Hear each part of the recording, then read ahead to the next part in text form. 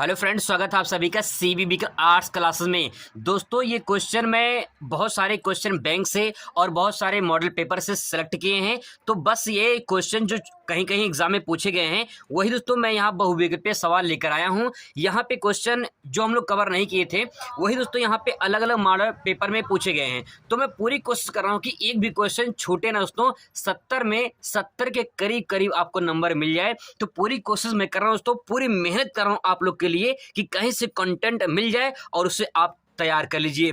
तो चलिए उस क्वेश्चन को तैयार कर लेते हैं जो अलग अलग मॉडल पेपरों में या अलग अलग सेटों में कहीं कहीं पूछे गए हैं। उनको दोस्तों मैंने सेलेक्ट कर लिया है। तो चलिए शुरुआत करते हैं, फटाफट रिवीजन कर लेते हैं, समझते आराम से। नवनिश्चयवाद को रुको और जाओ का नाम किसने दिया है? दोस्तों, इस क्वेश्चन को मैं करवा चुका हूं, लेकिन एक बार फिर से देख लीजिए कि नवनिश्चयवाद को रुको और जाओ किसने कहा था। तो मैंने बताया था जब ऐसा कोई नाम आ जाए तो टेलर को ध्यान में रखना, क्योंकि नया कपड़ा सिलाने जाएंगे टेलर के पास में तो गिरफिट टेलर उसमें इसमें जो करेक्ट आंसर हो जाएगा ये सी वाला हो जाएगा। ठीक है, आगे देखिए। मानव भूगोल के निम्न में से कौन सी संकल्पना प्रस्तुत की सर्वोच्चता में विश्वास करती है? यहाँ पे विश्वास करती है।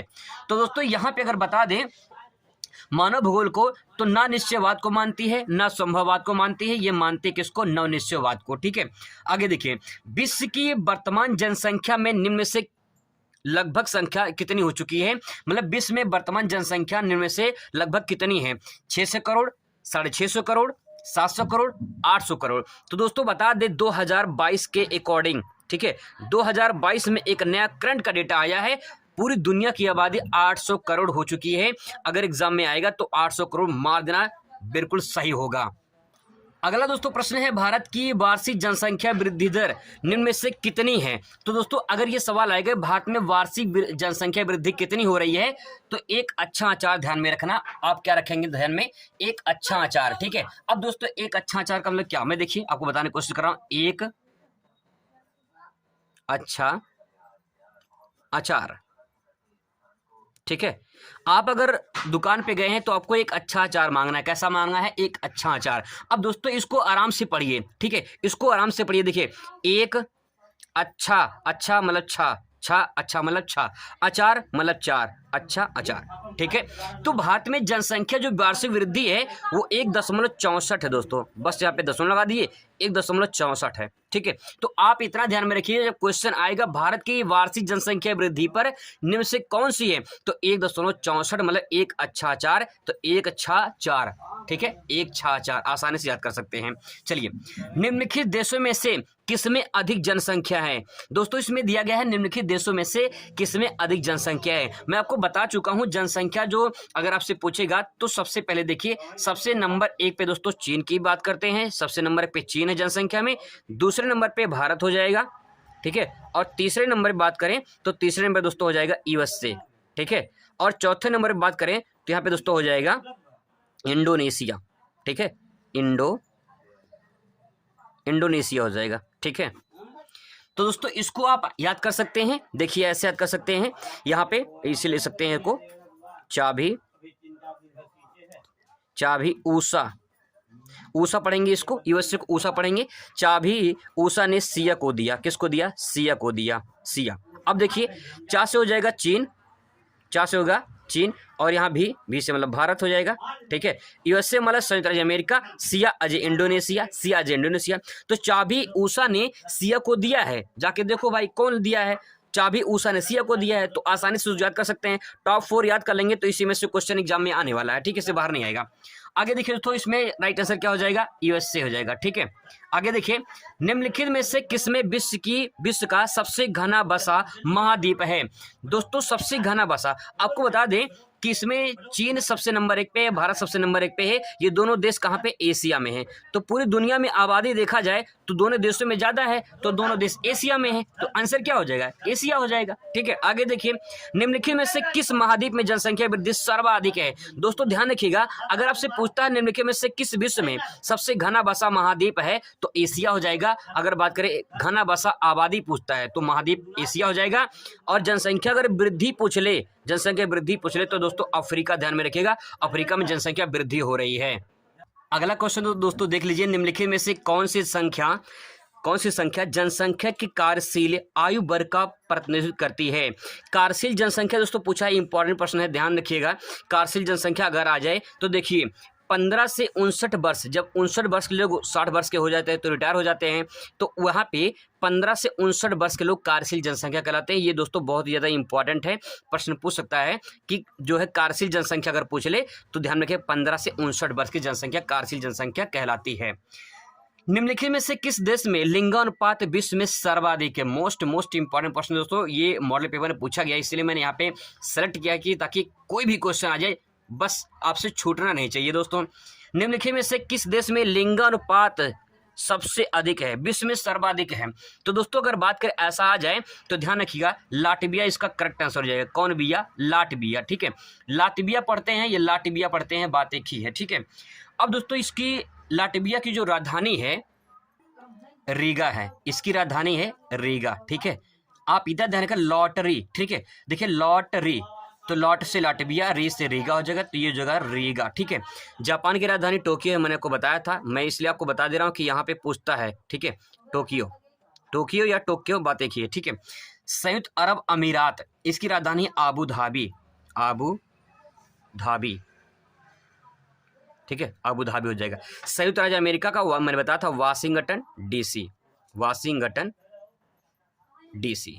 ठीक है, वाशिंगटन डीसी। चलिए आगे बढ़ते हैं दोस्तों अगला क्वेश्चन देखिए, निम्नलिखित में से किस देश में लिंगानुपात विश्व में सबसे कम है?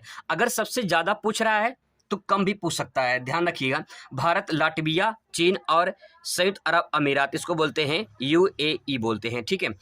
संयुक्त अरब अमीरात में सबसे कम है, अगर सबसे कम पूछे तो संयुक्त अरब अमीरात होगा और सबसे ज़्यादा पूछे तो लाटविया हो जाएगा। ये दोनों दोस्तों, ये जो देश है लाटविया पड़ता है आपका यूरोप में पड़ता है, ठीक है। और संयुक्त अरब अमीरात जो है ये सऊदी अरब के पास में है, ठीक है, ये सऊदी अरब के पास में है।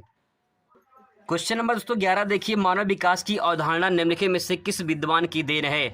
तो दोस्तों इसका राइट आंसर क्या हो जाएगा? डॉक्टर महबूब उल हक। ये पाकिस्तानी अर्थशास्त्री थे, ठीक है। इन्होंने ही मानव विकास की जो है अवधारणा दी थी। अवधारणा का मतलब थॉट, विचार, तथ्य देना, आइडियाज देना मानव विकास के बारे में। तो डॉक्टर महबूब उल हक इनका करेक्ट आंसर हो जाएगा। अगला देखिए, निम्नलिखित में से कौन सी रोपड़ फसल नहीं है? रोपड़ फसल मैंने बताया था बागानी फसल या रोपड़ फसल, बात एक ही होता है। कॉफ़ी, गन्ना, रबड़, ये सब क्या है? रोपड़ फसल है। गेहूं इसमें जो है ये आपका आ जाएगा, इसमें दूसरा आ जाएगा, रोपड़ फसल ये नहीं है, ठीक है। आगे देखिए, फलों की कृषि क्या कहलाती है? फलों की जो कृषि कहलाती है दोस्तों वो कहलाती है पुष्प उत्पादन कहलाती है। इसमें करेक्ट आंसर ये हो जाएगा, ठीक है, फलों की यानी पुष्प उत्पादन।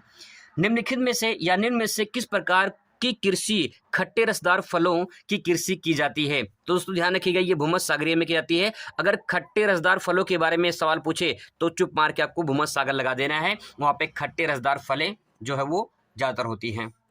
दोस्तों क्वेश्चन नंबर 15 देखिए, निम्नलिखित में से कौन सी प्राथमिक क्रिया नहीं है? तो आखेट, कृषि, विनिर्माण, खनन। आखेट भी प्राथमिक क्रिया है, खनन, आखेट मतलब शिकार करना, खनन मतलब खुदाई से संबंधित है। ये सब क्या है? ये सब प्राथमिक क्रिया संबंधित है। जो विनिर्माण है यही दोस्तों इसमें करेक्ट हो जाएगा, विनिर्माण ये उद्योग से संबंधित है, यानी द्वितीय क्रिया में आ जाएगा।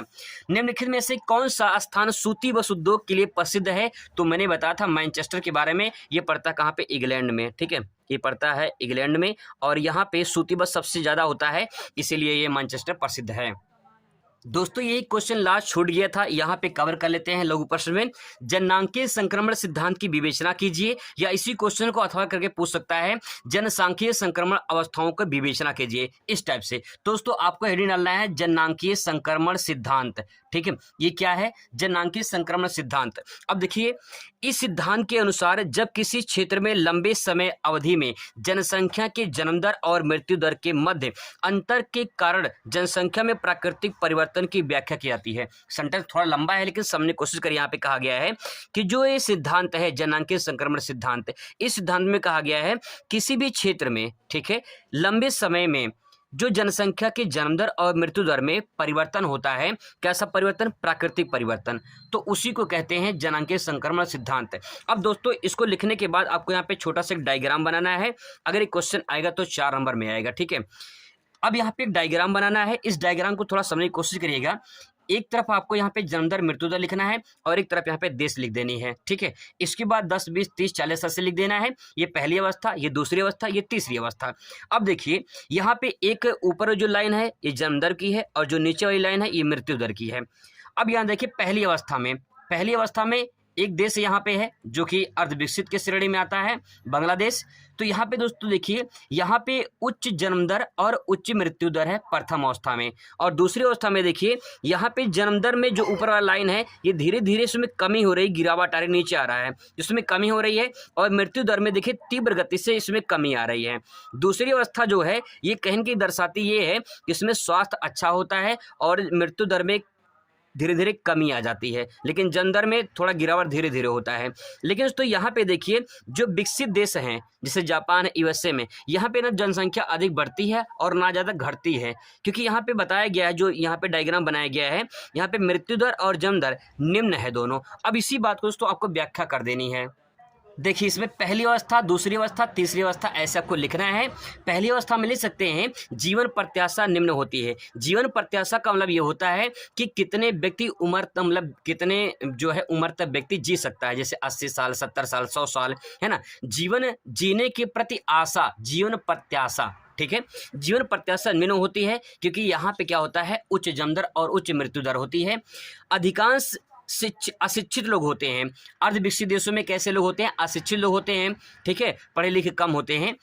इसमें उच्च मृत्यु दर और उच्च जन्म दर होती है, ये फैक्ट पॉइंट है, यही इसमें पूछा जाता है कि पहली अवस्था में जननांगीय संक्रमण सिद्धांत की पहली अवस्था में उच्च जन्म दर और उच्च मृत्यु दर होती है, ठीक है। दूसरी अवस्था देखिए, इसमें अब इस अवस्था में स्वास्थ्य में सुधार आता है, जिसमें मृत्यु दर में तीव्र कमी होती है और जन्म में गिरावट होती है, जो मैंने आपको बताया था ग्राफ में। यहाँ पे दे सकते हैं आप ग्राफ में कि जैसे यहाँ पे आपको दिखाई देगा। दूसरी अवस्था में देखिए जन्म दर में धीरे धीरे गिरावट आ रही है और फिर मृत्यु दर में बहुत तीव्र गति से कमी हो रही है। तो दोस्तों वही बात यहाँ पे कही है कि मृत्यु दर में तीव्र कमी होती है और जन्म दर में गिरावट आती है, ठीक है। तीसरी अवस्था देखिए, इस अवस्था में उच्च शिक्षा, उच्च तकनीकी और अच्छी स्वास्थ्य होती है, जिसके कारण निम्न जन्म दर और निम्न मृत्यु दर होती है। मतलब कम लोग पैदा होते भी हैं और कम लोग मरते भी हैं, क्योंकि यहाँ पे विकसित देश होते हैं, यहाँ पे विकासशील देश होते हैं और यहाँ पे अर्धविकसित देश होते हैं। अब यह सवाल ये है कि एक ज़्यादा पढ़े लिखे हैं, एक कम पढ़े लिखे हैं, एक बहुत ज़्यादा कम पढ़े लिखे हैं, या पढ़े लिखे है ही नहीं, तो ऐसे ही श्रेणी यहाँ पे डिवाइड की गई है। तो दोस्तों ये कुछ इंपॉर्टेंट फैक्ट थे जो अलग अलग मॉडल पेपर में थे, तो मैंने सोचा इसको आपको बता दिया जाए। आई होप कि आपको दोस्तों ये अच्छा लगा होगा और क्वेश्चन सब कुछ कंप्लीट हो चुका है। बस आप एक बार रिवीजन कर लीजिए, आपका पूरा दोस्तों भूल का तैयार हो जाएगा और कल आप बहुत बेहतरीन तरीके से पेपर देने आएंगे और आपका बहुत अच्छा पेपर होगा। मैं आप सभी को शुभकामनाएं देता हूँ। Thanks for watching.